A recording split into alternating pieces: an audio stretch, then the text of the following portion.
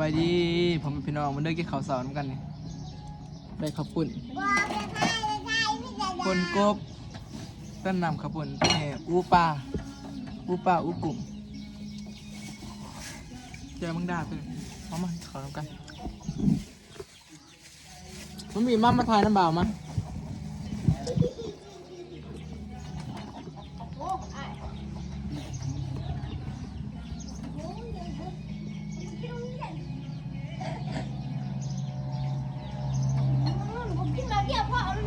เริ่มกินเลยชิเป็นยังกินบ่จะมียังชิเป็นยังมันไทย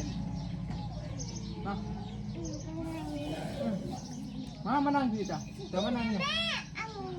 จะมานั่งนี่ไหมนั่งไงดินั่งก็สบายดีมั้งสบายดีไปกล่องไหมดูปลา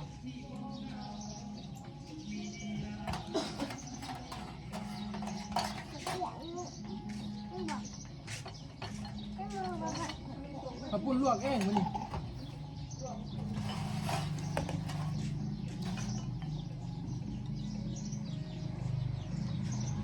น้ำข้าวปุ้นเด็ดขึ้นจริงหน่อย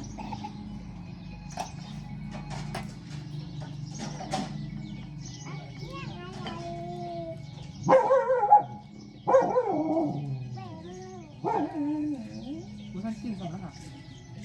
ก็เห็นเนี่ย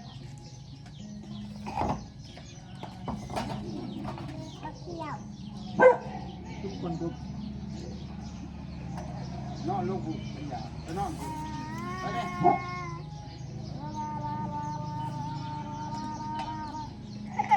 ก็ขอบคุณสนามคนปุ๊บมึงก่อน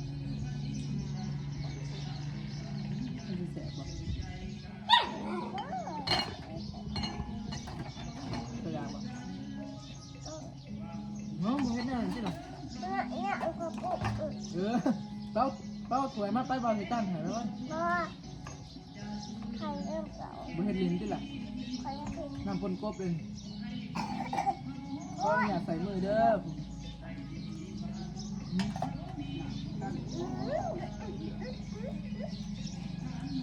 ไม่นางวัวกูน่างูเห่าที่ลองประเดี๋ยวเพื่อหนอกเห็ดใหม่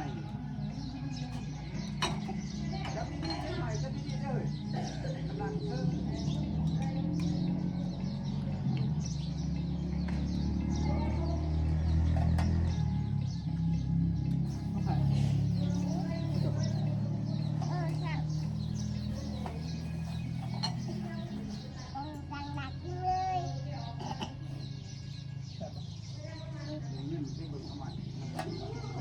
สบายครับ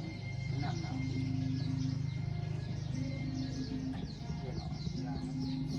นี่อูปลาเสร็จ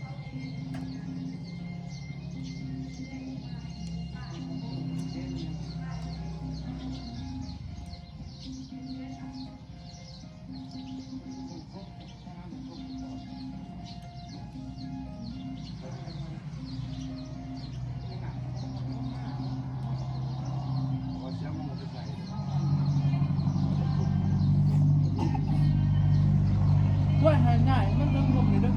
เขามันจะรวมมาได้วันที่2รอบหนาเพราะมันเสียลูกป้าย12จ้ะ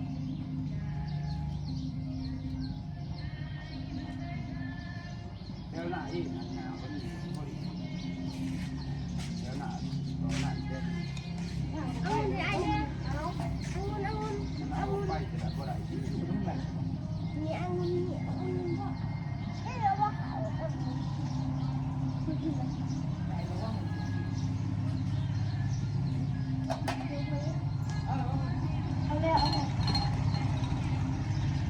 กูไปแล้วมีมันยังลบไปนางลบน้ำระเบาบ้งมันเป็นวัดนะฮะ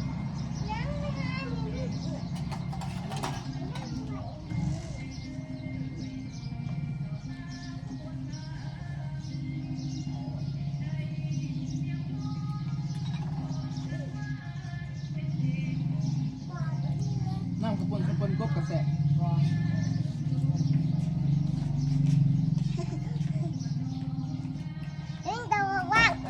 เพลงให้เบาเนี่ยโดย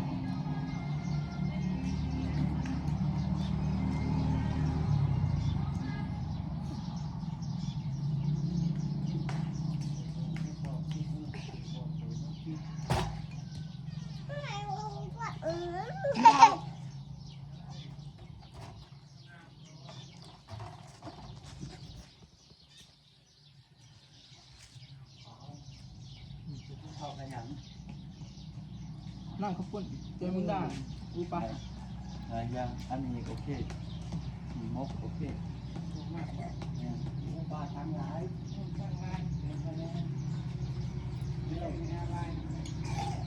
บอกแม่พี่แม่ปวดแขนบอปวดขาบอบีบนวดด้วยแต่ว่าคางละ50,000คางนี้50คางนี้50เนาะถ้าขา100,000นะบีบเลยบีบเลย